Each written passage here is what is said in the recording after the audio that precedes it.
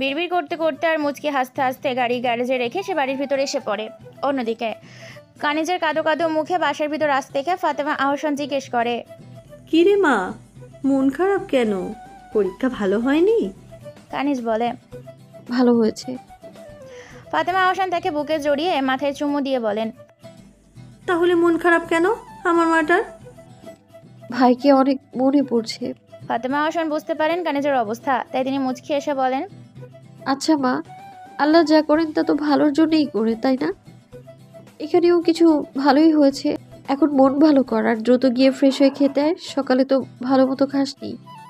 কানিজ মাথা নাড়িয়ে নিজের আর ফায়েজের ঘরের দিকে এগিয়ে যায়। তার কিছু সময় পর ফায়েজ ঘরে প্রবেশ করে। এসে দেখে ঘর ফাঁকা আর ওয়াশরুম থেকে পানি পড়ার আওয়াজ আসছে। হয়তো কানিজ ওয়াশরুমে, তাই সে ব্যালকানিতে চলে যায়। নিজের ফোন বের করে গ্যালারিতে গিয়ে একটা ছবি বের করে। প্রায় অনেক সময় ধরে ছবিটার দিকে একদৃষ্টিতে তাকিয়ে থাকে।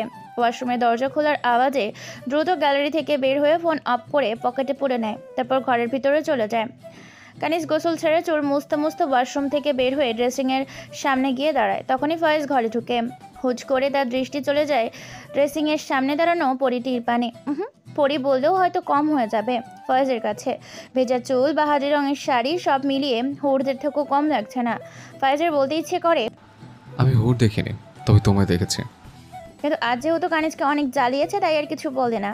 মেয়ে এমনি রেগে বোম হয়ে আছে, না জানি সে এখন কিছু বলে কি করে বসে। সে নিজের দৃষ্টি ব্যক্তিগত নারীর ওপর থেকে সরিয়ে নিজের টি শার্ট আর ট্রাউজার নিয়ে ওয়াশরুমে চলে যায়। কানিজ এতক্ষণ ফয়েজের কাজ দেখছিল আর মনে মনে ভাবে, এই লোকের মতি গতি ঠিক লাগছে না কেন? সে চুল শুকাতে শুকাতে বালকানিতে জামা কাপড় মেলে দিয়ে আসে। সে এখন প্রায় সময় থ্রি পিস পরে এখানে। তবে আজ যেহেতু ছোটোখাটো অনুষ্ঠানের মতো পরিবেশ, অর্থাৎ তার আব্বু আম্মু আসবে, তাই আজ শাড়ি পরেছে। কাপড় মালা হয়ে গেলে নিচে চলে আসে। ফার্স্ট ওয়াশরুম থেকে বের হয়ে কানিজকে দেখতে না পেয়ে টাওয়াল মেলে দিয়ে সেও নিচে আসে। নিচে এসে দেখে কানিজ আর ফাতেমা আহসান দুজন মিলে ডাইনিং টেবিলে খাবার সাজাচ্ছে। সে আসলে সকলে খাওয়া শুরু করে। বিকালবেলা কবির ইব্রাহিম ও কণিকা ইয়াসমিন আহসান ভিলায় আসেন। কানিজ অনেকদিন পর বাবা মাকে দেখে অনেক খুশি হয়। যদিও ফোন আলাপ হয় রোজ, তবুও সামনে থেকে দেখার অনুভূতি আলাদা। কানিজ অনেক সময় ধরে তার মাকে জড়িয়ে ধরে দাঁড়িয়ে থাকে। তারপর আস্তে ধীরে স্বাভাবিক হলে ফাতেমা আহসান তাদের নিয়ে গল্প করতে শুরু করেন। ওদিকে ফাহাদ আহসান কবির ইব্রাহিম ও ফায়েজকে নিয়ে লাইব্রেরি কক্ষে চলে যান। তারা সবাই সাহিত্যপ্রেমী। কিছু সময় পর ফায়েজ এসে রান্নাঘরের দিকে যায়। কানিজ তা খেয়াল করে। ফাতেমা আহসানকে বলে নিজেও রান্নাঘরের দিকে এগিয়ে যায়। রান্নাঘরে গিয়ে কানিজ দেখে ফায়েজ একটা সসপ্যান চুলায় বসিয়েছে আর একটা এগিয়ে গেলে দেখতে পায় চায়ের পানি দেওয়া হয়েছে। সে ফায়েজকে বলে, চা আর নুডলস বানাবো, খালি মুখে আটটা জমে না। কথাটি মূলে মুচকি একটা হাসি দিয়ে আবার নিজের কাজে মনোযোগ দেয়। কানিজ আবার প্রশ্ন করে, আপনি রান্না করতে পারেন? ছোটবেলা থেকে আম্মুকে সাহায্য করতে শিখে গেছে। আপনি হেল্পও করতে পারেন? তার কথা শুনে ফায়েজ ভ্রু কুচকে চায় তার পানে। তারপর আবার বলে, আমার একটা মেয়ের সবসময় শখ ছিল, কিন্তু আমার পরে আর কেউ আসেনি তাদের কোলজুড়ে। তাই মেয়ে থাকলে তাকে যেসব কাজে সাহায্য করতো আমিও তার সবই করেছি। চেষ্টা করেছি তাকে খুশি রাখতে। আর এখন তো তুমি আছোই, আমার আম্মুর মেয়ে। কানিজ তার কথা শুনে খুশি হয়। এতদিনে সে এটা ভালো মতো বুঝেছে ফায়েজ তার বাবা মাকে অনেক বেশিই ভালোবাসে। ফায়েজকে বলে, আমি হেল্প করব? তার কথা শুনে ফায়েজ তার দিকে তাকায় আর বলে, না, আমি পারবো। তুমি বরং গিয়ে আম্মু আব্বুর সাথে গল্প করো, অনেকদিন পর দেখা হলো তোমাদের। কানিজ তার কথা শুনে কনফিউজড হয়ে যায়। সে বলে, অনেক দিন পর, দুপুরেই তো আম্মু আব্বুর সাথে খেলাম। তার কথা শুনে ফায়েজ অদ্ভুত চোখে তার দিকে তাকায়। তার দৃষ্টি থেকে কানিজ ভ্যাবাচাকা খেয়ে যায়। কানিজ কিছু সময় ভেবে বুঝতে পারে ফায়েজ তার আম্মু আব্বুর কথা বলছে। সে বলে, ও সরি, আমি ভেবেছি আপনার আম্মু আব্বুর কথা বলছেন। তার কথা শুনে ফায়েজ তার মাথায় একটা চাটি মেরে বলে, তারাও আমার আম্মু আব্বু? কানিজ ফয়েজের এমন ব্যবহারে অনেক খুশি হয়। সে তো এমন একজনকে চেয়েছিল জীবনসঙ্গী হিসাবে, যে তার বাবা মাকে নিজের বাবা মায়ের মতোই ট্রিট করবে। আচ্ছা, আজকাল দেখা যায় কানিজ ফয়েজের প্রতি একটু বেশি ইমপ্রেসড। তবে কি কানিজ ফয়েজের প্রেমে পড়ছে, ভালোবেসে ফেলছে তার মিস্টার নয়েজ আউসাবকে? ফয়েজের চা আর নুডলস বানানো শেষ হলে সদস্য অনুযায়ী নুডলসের বাটি, চায়ের কাপ সাজিয়ে ড্রয়িং রুমের টেবিলে রাখে। সবে মিলে গল্প করতে করতে নাস্তা করে। নাস্তা শেষে আরও কিছু সময় গল্প করে মেয়েরা রান্নাঘরে চলে যায় রাতে রান্নার আয়োজন করতে। ছেলেরা নিজের মতো বিভিন্ন বিষয় নিয়ে গল্প চালিয়ে যায়। রাতের খাবার খেয়ে কবির, ইব্রাহিম ও কণিকা, ইয়াসমিন চলে যেতে চান। যদিও আওসাব নিবাসের সদস্যরা তাদের যেতে দিতে নারাজ, তবুও অনেক জোরাজুরির পর বাধ্য হয়ে যেতে দিতে হয় তাদের। সব নিজেদের মতো ঘুমাতে চলে যায়। কানিজ নিজের ঘরে গিয়ে ফ্রেশ হয়ে চেঞ্জ করে এসে শুয়ে পড়ে বিছানায়। ফয়েজ কিছু সময় পর এসে দেখে কানিজ শুয়ে পড়েছে। সে ঘরের লাইট অফ করে ডিন লাইট অন করে বিছানায় গিয়ে শুয়ে পড়ে। কিছু সময় এপাশ ওপাশ করেও তার ঘুম আসে না। এদিক কানিজ ঘুমের ভান ধরে আছে। তার তো আবার ফায়েজের বুকে না শুলে ঘুম আসে না। কিছু সময় গেলে ফায়েজ কানিজকে নিজের দিকে টেনে নিয়ে শক্ত করে জড়িয়ে ধরে। তারপর মাথায় আলতো করে একটা চুমু আঁকে।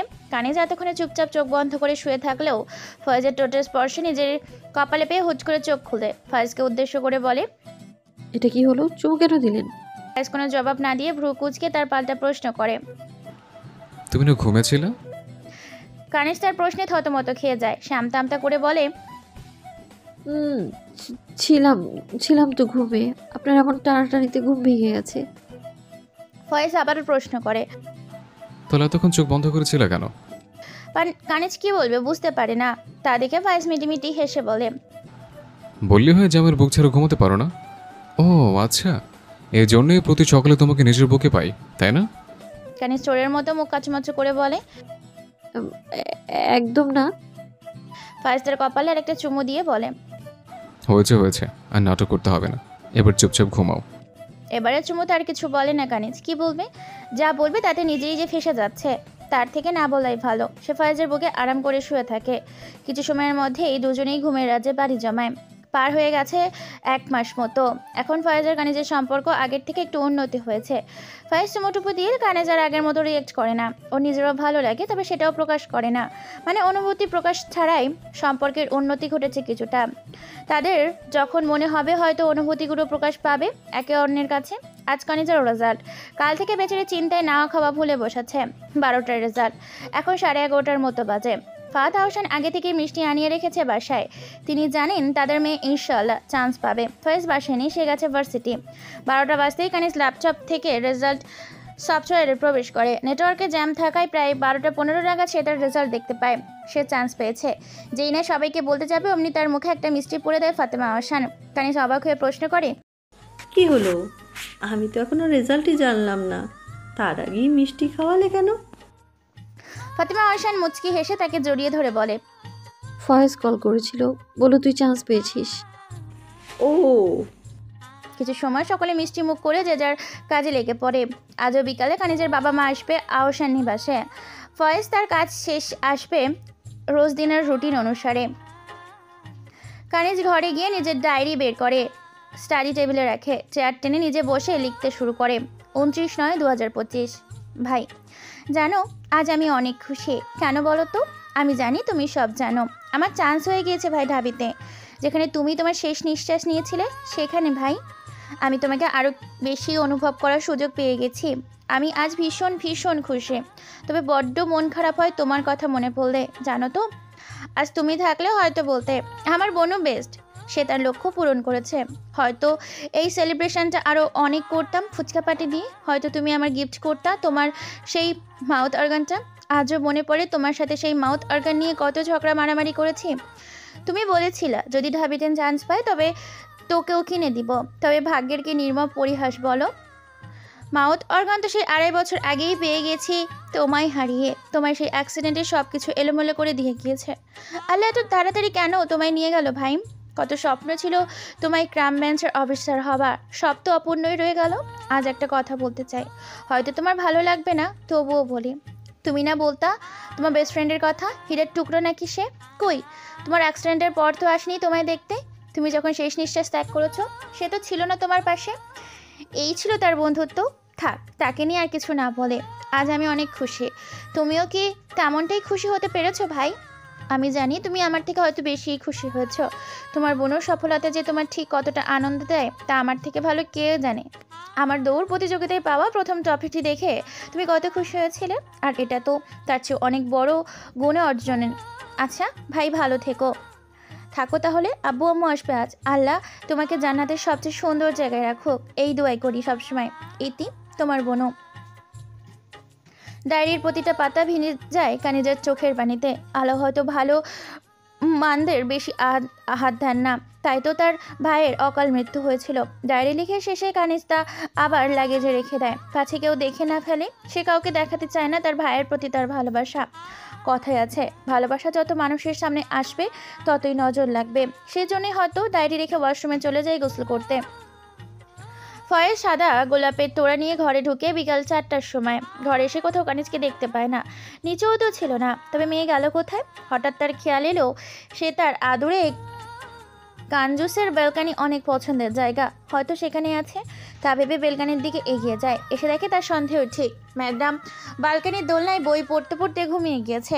সে তাকে কোলে নিয়ে ঘরে নিয়ে বিছানায় শুয়ে দেয়। তারপর নিজেও টি শার্ট ও ট্রাউজার নিয়ে ওয়াশরুম চলে যায়। গোসল করে এসে কানিজের মাথার কাছে বসে বিছানায় তার কপালে ঠোঁট আলতো করে কিছু চুমু দেয়। তারপর মুচকি এসে ব্যালকানির কাপড় মেলতে চলে যায়। এদিকে কানিজ জেগেছিল। কিছু সময় পূর্বে তার ঘুম ভেঙে গিয়েছিল, তবে উঠতে ইচ্ছে না করে চোখ বন্ধ করে শুয়েছিল। আর ফয়েজ এমন কাজ সে অবাকিতই হয় ভীষণ, কারণ সে জেগে থাকলে ফয়েজ তাকে জ্বালাতে চুমু টুমু দেয়, তবে ঘুমন্ত অবস্থায় চুমু দেওয়া কি ভালোবাসার লক্ষণ? ফয়েজ বালকনি থেকে ঘরে আসলে দেখতে পায় কানিজ থ মেরে বসে আছে বিছানায়। সে একটু বিব্রত বোধ করে, মনে মনে ভাবে তার একটু আগের করা কাজ সম্পর্কে কানিজ অবগত কিনা। সে নিশ্চিত হতে কানিজের দিকে এগিয়ে এসে প্রশ্ন। কি ব্যাপার, এমন বসে আছো কেন? তার কণ্ঠ শুনে কানিজের ধ্যান ভাঙে। সে ফয়েজের দিকে তাকিয়ে নিজেকে স্বাভাবিক করতে করতে বলে, ইয়ে ওই আসলে তার কথা শুনে ফয়েজ ভ্রু কুঁচকে যায়। সে বলে, ইয়ে ওই আসলের পর? কানিজ আবার অপ্রস্তুত হয়ে পড়ে। আসলে ঘুম ভাঙার পর মস্তিষ্কের জ্যাম দূর করতে ওভাবে বসেছিলাম। বলে একটা ভাবলা হাসি দেয়। ফয়েজ বলে, সত্যি তো নাকি সামথিং সামথিং? কথাটা বলতে বলতে সে অনেকটা কানিজের কাছাকাছি চলে এসেছে, মানে আর একটু ছুকলেই ওষ্ঠ মিলিত হবে। তার এত কাছে আসে কানিজ আবার থ মেরে যায়। কি হলো বলো? কানিজের মুখে রানী। ফয়েজ মুচকি এসে তার থেকে দূরে এসে দাঁড়ায়। কানিজ নিজেকে কিছু সময় নিয়ে স্বাভাবিক করে নেয়, তারপর এক দৌড়ে ওয়াশরুমে ছুটে যায়। ফয়েজের সামনে থাকলে তার কেমন যেন লজ্জা লজ্জা লাগছে। অন্যদিকে তার এমন ছুটে যাওয়া দেখে প্রথমে ফয়েজ হতবাক হয়ে যায়, পরে সব বিবেচনা করে হাসতে থাকে এবং অপেক্ষা করতে থাকে তার কাঞ্জুস বইয়ের ওয়াশরুম থেকে বের হবার। বেশ অনেকটা সময় পর কানিজ ওয়াশরুমের দরজা অল্প খুলে রুমে চোখ বুলায়। বিছানার উপর ফয়েজকে বসে থাকতে দেখে যে ইনা দরজা আবার লাগিয়ে দিবে অমনি ভারী কণ্ঠে ভেসে আসে, জলদি বের হও, এখন আবার যদি দরজা লাগে তবে দরজা ভেঙে ফেলবো। কানিজ এমন হুমকি শুনে সুসুর করে বের হয়ে আসে ওয়াশরুম থেকে।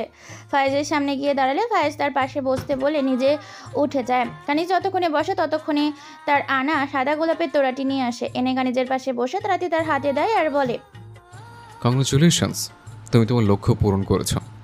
আমি জানতাম তুমি পারবে। আসলে তোমার চেষ্টার পরিশ্রমই বলে দিয়েছিল যে তোমার দ্বারাই সম্ভব। এখন আশা করব ভবিষ্যতেও যেন ভালো ফলাফল নিয়ে আসতে পারো। কথা শেষ করে কানিজের কপালে একটা দীর্ঘ চুমু আঁকে।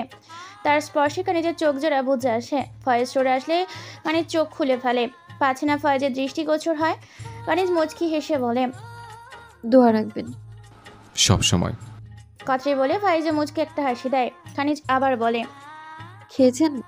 হুম খাবেন না? হুম, চলো। বলেই দুজন নিচে খেতে চলে যায়। কানিজ যদিও আগে একবার খেয়েছে, তবু আজ খুশির দিন ফয়েজের সঙ্গে দেওয়ার আর একবার। প্রায় 1.5 মাস পার হয়ে গিয়েছে। আজ কানিজের ভার্সিটির প্রথম দিন। ফয়েজের সাথে কথা হয়েছে তাকে একসাথে যাবে। প্রথম সকল প্রফেসরের সাথে কানিজের পরিচয় করিয়ে তারপর তাকে তার ক্লাসে দিয়ে আসবে ফয়েজ। যদিও কানিজ আপত্তি করেছিল পরিচয় দিতে, তবে ফয়েজের মতে যেমন নিজের পার্সোনাল আর প্রফেশনাল লাইফ এক করবে না, তেমনি নিজের বিবাহিত বইয়ের পরিচয় সবার সামনে দিতে কুণ্ঠাবোধ করবে না। অগত্য কলেজেই কানিজকেও রাজি হতে হয়।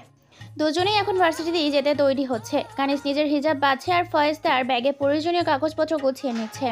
দুজন একদম তৈরি হয়ে নিচে নেমে আসে। কানিজকে দেখে ফাতেমা হোসেন জড়িয়ে ধরে বলেন, ভার্সিটির প্রথম দিন, দোয়া করে সুন্দর কাটুক আর নিজের খেয়াল রাখবি। আচ্ছা আম্মু। ফাহাদ আহসান ফয়েজকে উদ্দেশ্য করে বলেন, কানিজের খেয়াল রাখবি। আচ্ছা আব্বু। তাদের থেকে বিদায় নিয়ে দুজন গাড়ি করে ভার্সিটির উদ্দেশ্যে বেরিয়ে পড়ে। কানিজের অনেক নার্ভাস লাগছে। ভার্সিটির প্রথম দিন কেমন হবে না হবে, তাকে এমন নার্ভাস দেখে ফয়েজ তার দিকে পানির বোতল বাড়িয়ে দেয়। সে তা নিয়ে কিছুটা পানি পান করে। ফয়েজ বলে, এতটা নার্ভাস ফিল করছো কেন? পরীক্ষা দিয়ে চান্স পেয়ে গেলে তবুও তো নার্ভাস হতে দেখলাম না। আর প্রথম দিন যাচ্ছ ক্লাস করতে, এত নার্ভাস হতে হবে? না আসলে হুম, কোনো কথা না, শান্ত হও। আমি তো প্রফেসরদের সাথে পরিচয় করাবো তোমার, এত চিন্তা করো না।